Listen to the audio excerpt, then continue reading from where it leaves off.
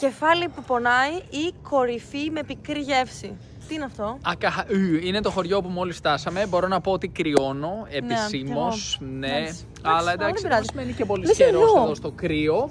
Αλλάζουμε εποχή σιγά σιγά. Ήρθαμε να εξερευνήσουμε την φθινοπορεινή Παραγουάη και συγκεκριμένα την επαρχία. Από κάτω εδώ έχουν γράψει Τσε Τάμπα Ακαχαού. Δεν θα παριστάνω ότι γνωρίζω τι λέει. Έλα, παρίστανε λίγο. Λοιπόν, αυτό σημαίνει κάτι πολύ ενδιαφέρον στα Γκουαρανί. Απλώς δεν ξέρω τι σημαίνει. Βρισκόμαστε. Εγώ θα σου πω τι σημαίνει. Για πες μας. Σημαίνει μια σπηλιά η οποία έχει μεγάλο βάθος.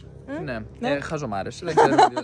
Τα Γκουαρανί μας είναι οριακότατα για να πούμε ένα γεια και πώς τα πας. Εδώ είναι μια κεντρική πλατεία ας πούμε, του χωριού ή μάλλον της πόλης Ακαχαού. Έχει πληθυσμό γύρω στις 20.000 κατοίκους. 15 λεπτά από την πόλη ας πούμε όπου μένουμε, το Ιμπουκουί. Είναι μια πολύ ευχάριστη πλατεία μπορώ να πω. Πολύ πιο φαντασμαγορική από την πλατεία που είδαμε προηγουμένως εκεί στο Ιμπουκουί που ήταν λίγο ταπεινό έτσι το παρκάκι.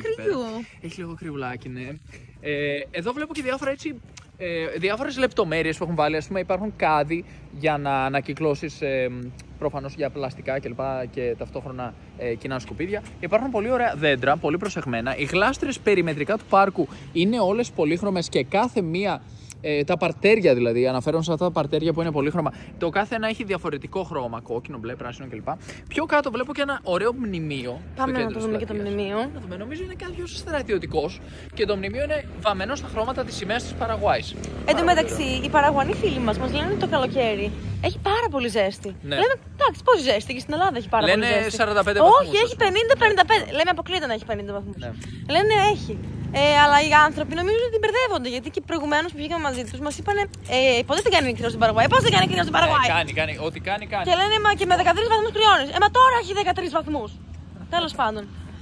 Όταν ήμασταν μαζί τους, τέλος πάντων. Εδώ βλέπουμε. Τι είναι αυτός, ένας στρατηγός? Λοχαγός. Το μνημείο είναι αφιερωμένο στον Μάρσαλ Φρανσίσκο Σολάνο Λόπες που ήταν ο δεύτερος πρόεδρος της Παραγουάης. Έχουμε μιλήσει προηγουμένως για αυτόν σε άλλα βίντεο που έχουμε αναφερθεί στον πόλεμο της Τριπλής Συμμαχίας, όπου η Παραγουάη πολέμησε εναντίον της Ουρουγουάης, Βραζιλίας και της Αργεντινής.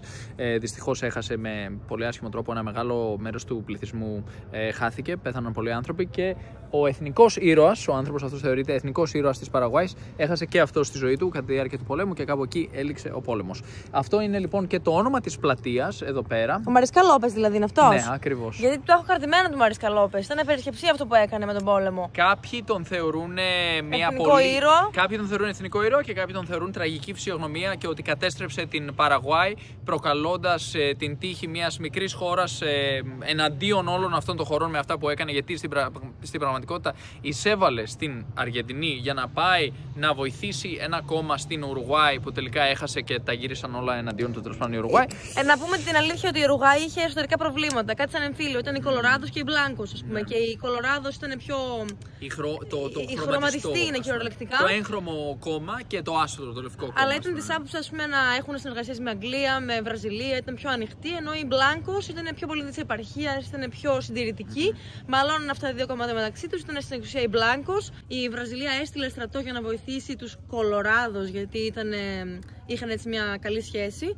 Και θύμωσε ο κύριος εδώ, ή αυτός είναι, ναι. Και οι δύο είναι, μήπως? Δεν είμαι σίγουρος. Υποπτεύομαι πάντως ότι πάνω βλέπουμε τον Λόπες, από κάτω δεν μοιάζει πολύ. Εδώ ο άνθρωπος μπορώ να πω ότι μοιάζει λίγο και με Γκουαρανί, με γηγενή άνθρωπο, έτσι. Ενδεχομένως κάποιος στρατιώτης να είναι από κάτω. Όπως και να έχει, τότε ήταν που πήγε να βοηθήσει ο Μαρίσκα Λόπες στην κατάσταση στην Ουρουγουάη.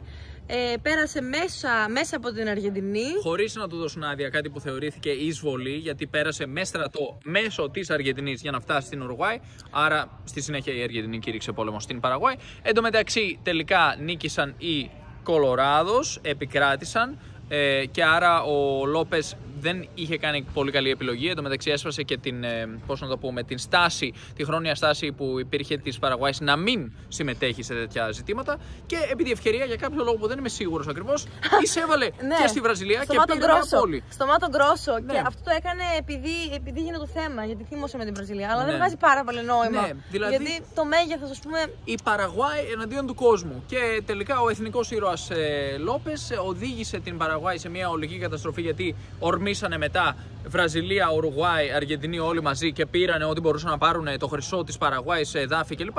Και κάπως έτσι λοιπόν βλέπουμε σήμερα τον εθνικό ήρωα της Παραγουάης. Να πούμε καλύτερα. Μάρτυρα, δεν ξέρω πώς να τον αποκαλέσω. Πάντως η ιστορία έχει γραφτεί από εδώ, από τους συνεχιστές του ανθρώπου. Δεν ξέρω πώς να το πω, αλλά τιμούν τον άνθρωπο, τον Λόπες.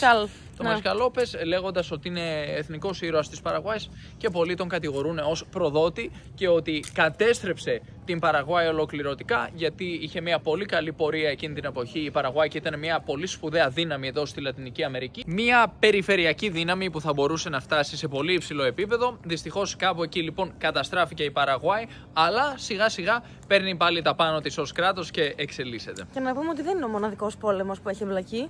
Έχει εμπλακεί και σε πόλεμο με την Βολιβία. Όντως, ήταν άλλος ένας τραγικός πόλεμος, ο πόλεμος του Τσάκο, όπου πολέμησαν οι δύο πιο οικονομικά ασθενείς χώρες της Λατινικής Αμερικής, η Παραγουάη και η Βολιβία. Και εκεί επικράτησε η Παραγουάη και κράτησε και ένα μεγάλο μέρος των εδαφών εκεί στα οποία υπήρχε το πρόβλημα, στην περιοχή που λέγεται Τσάκο, που έχουμε επισκεφθεί.